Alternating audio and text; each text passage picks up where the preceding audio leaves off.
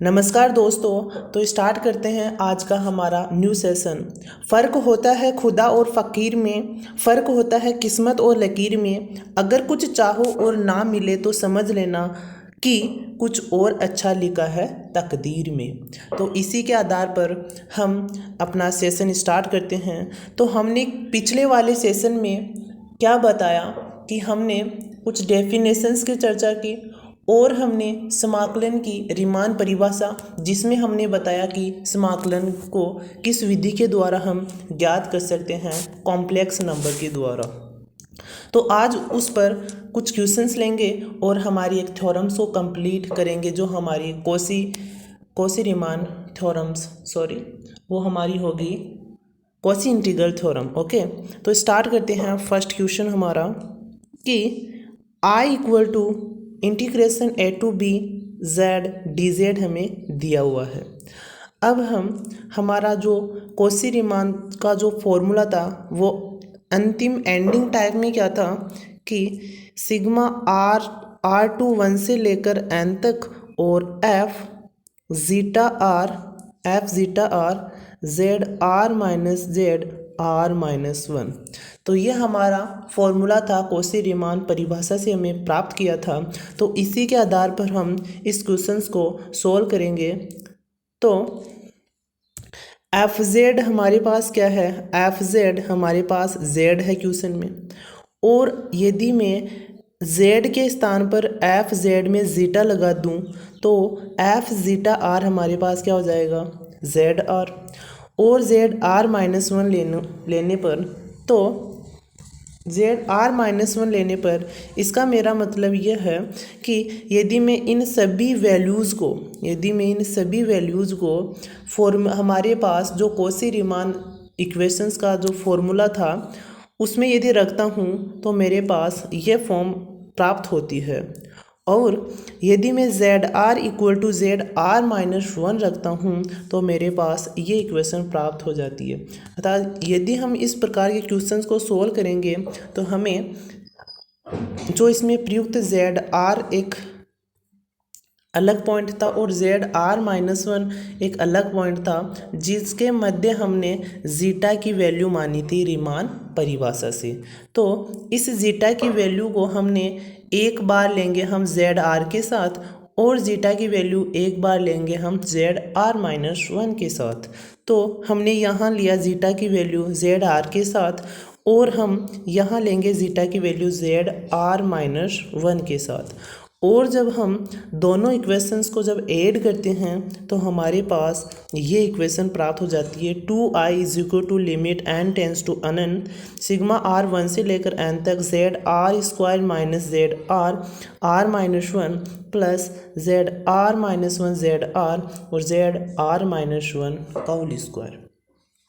Okay, तो first questions के according जो हमें एंडिंग एलिमेंट जो प्राप्त हो रहे हैं वो आपस में कैंसिल हो जाएंगे टोटल श्रेणी में, तो हमारे पास ये पॉइंट होगा। और यदि इस पॉइंट में यदि मैं आर की वैल्यू 1 से n तक यदि रखता हूँ तो मेरे पास यहाँ यदि r की वैल्यू में 1 से स्टार्ट करता हूँ तो यहाँ 1 रखता हूँ तो यहाँ मुझे 0 प्राप्त हो जाती है, और यहाँ 2 रखता हूँ तो मुझे यहाँ 1 प्राप्त हो जाती है। तो इस प्रकार एक सीक्वेंस चलता है, और सीक्वेंस के आधार पर हम इसको रखते हैं, और यहाँ हम जो वैल्यू कैंसिल होती है उसको कैंसिल करते हैं, तो हमारे पास फाइनल जो रिजल्ट प्राप्त हो जाता है वो ये होता है। और जब हम जो हमारी लिमिट यहाँ लगाते हैं ए टू बी, तो वो हमें लगाने पर हमें लिमिट ये प्राप्त हो जाती है। और यदि तो हमें टोटल रिजल्ट क्या प्राप्त हो जाता है, 2i is equal to B square minus A square. और यहाँ से यदि मैं i को फाइंड करता हूँ तो i is equal to B square minus A square upon में 2 प्राप्त हो जाता है, जो हमारे पास फाइनल रिजल्ट ये प्राप्त हो जाता है। और हमने बताया कि यदि आपके पास यदि वर्त संवृत होता है, संवृत का मेरा मतलब यह है कि कंटूर जिस पॉइंट से स्टार्ट होता है और उसका एंडिंग पॉइंट वहीं प्राप्त हो जाता है, तो तो हमारा वो कंटूर एक प्रकार से समृद्ध हो जाता है। तो उस कंडीशन में हम क्या कह सकते हैं, उस कंडीशंस में है ये कह सकते हैं कि a इक्वल टू क्या होगा, b के बराबर होगा। और यदि मैं a इक्वल टू b के बराबर रखता हूँ तो मेरे पास टोटल जो इंटीग्रेशन रिजल्ट है वो 0 प्राप्त हो जाता है। तो इसी के समान एक अन्य क्वेश्चन है जो हमारे पास एक मॉड फॉर्म में है कि ये वाला क्वेश्चंस है और फॉर्मूले के अकॉर्डिंग हमने एफ जेड क्या निकाला 1। फॉर्मूला क्या था, फॉर्मूला हमारे पास ये था कि F Z D Z equal to limit n tends to अनंत सिग्मा n से 1, और यहाँ आ जाता है हमारा एफ जीटा आर और Z R minus Z R minus 1। ये हमारा फॉर्मूला होते हैं और फॉर्मूले के अकॉर्डिंग हम इसकी वैल्यू निकालते हैं। तो एफ जेड इक्वल टू 1 और F zeta R equal to 1। और यदि मैं इस फॉर्मूले में यदि इनकी वैल्यू रखता हूँ तो मेरे पास ये कंडीशन प्राप्त होती है। और इस कंडीशंस को मैं इस प्रकार पुट कर सकता हूँ, क्योंकि यदि r के स्थान पर 1 रखता हूँ तो मेरे पास 0 प्राप्त अर्थात ये कंडीशन प्राप्त हो जाती है। और यदि r के स्थान पर 2 रखता हूँ तो मेरे पास ये कंडीशन प्राप्त हो जाती है।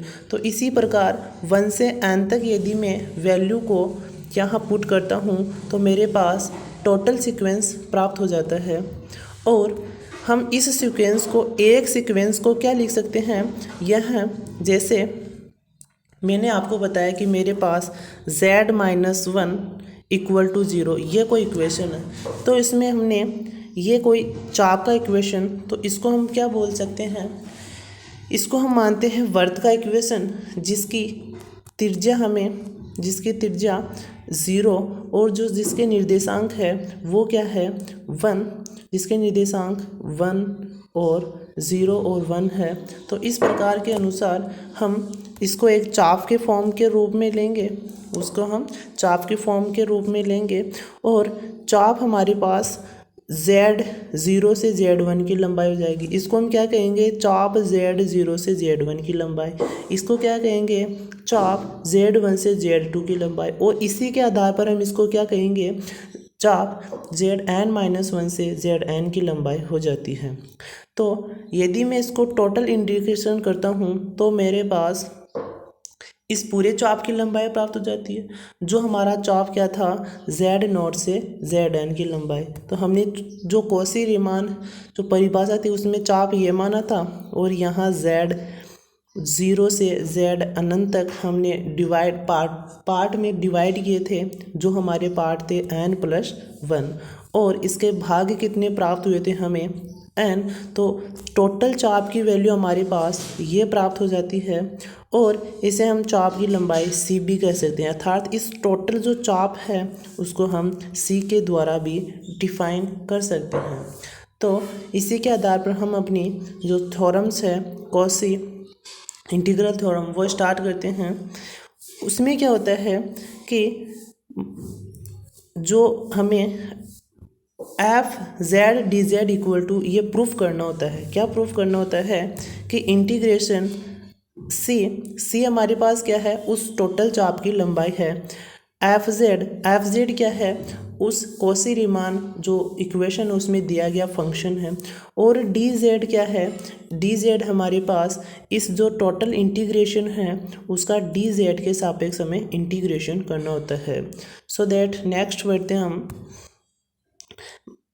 इसको प्रूफ करने के लिए हम क्या मानेंगे कि माना एक से संबंध प्रदेश में, जो मैंने क्या बताया था, एक वर्त होता है उसमें सभी प्रांत के बिंदुओं को सम्मिलित किया जाता है।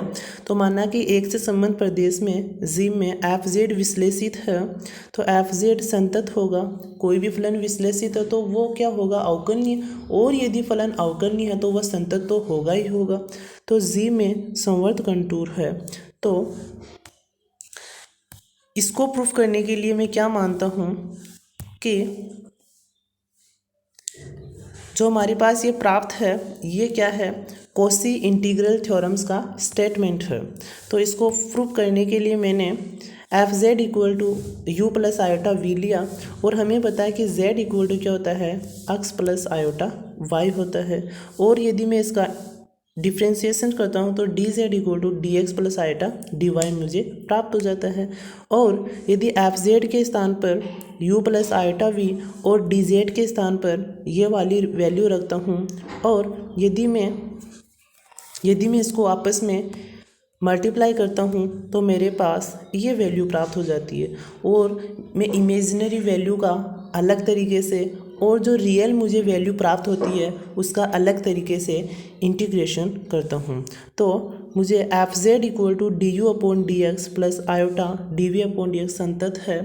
तब ग्रीन प्रमेय से इसको सॉल्यूशन करने से पहले मुझे ग्रीन थ्योरम्स की आवश्यकता होगी, जो क्या है कि यदि इंटीग्रेशन हमारे पास आ जाए P D X plus Q D Y तो इसको हम किस प्रकार इसका सॉल्यूशन करते हैं। Double integration D Q upon D X minus D P upon D Y D X D Y. यह हमारी जो ग्रीन थ्योरम्स है उसका स्टेटमेंट है कि यदि हमारे पास इस प्रकार का कोई इंटीग्रेशन मिल जाए तो हम डायरेक्ट सॉल्यूशन ये कर सकते हैं, उसका डबल बार इंटीग्रेशन करेंगे और दोनों फंक्शंस को अवकलन के रूप में लेकर एक दूसरे में से सबसेट कर देंगे, अर्थात क्यू में से पी को घटाएंगे। तो इसी के आधार पर नेक्स्ट देखते हैं कि मैंने यहाँ ग्रीन थ्योरम्स का यूज़ किया और ग्रीन थ्योरम्स के लगाने के बाद मैंने यहाँ कॉची रीमान इक्वेशन को लगाया, अर्थात यू एक्स बराबर है वी वाई के और यू वाई बराबर है माइनस वी एक्स के। इसको हम इस प्रकार भी लिख सकते हैं कि इसको हम क्या लिखेंगे कि डी यू अपॉन में डी एक्स इक्वल होगा डी वी अपॉन में डी वाई और डी यू अपॉन में डी वाई इसको इस प्रकार लिखते हैं कि D U upon D Y minus बराबर होगा डी वी अपॉन में डी एक्स के। तो यदि मैं इस पोजीशन पर और इस पोजीशन पर यदि कॉची रीमान इक्वेशन लगाता हूँ तो मेरे पास दोनों जो ब्रैकेट में समान इक्वेशन मिलेगी जो एक दूसरे से कैंसिल हो जाएगी और हमें जो रिजल्ट प्राप्त होगा वो ज़ीरो प्राप्त हो जाता है।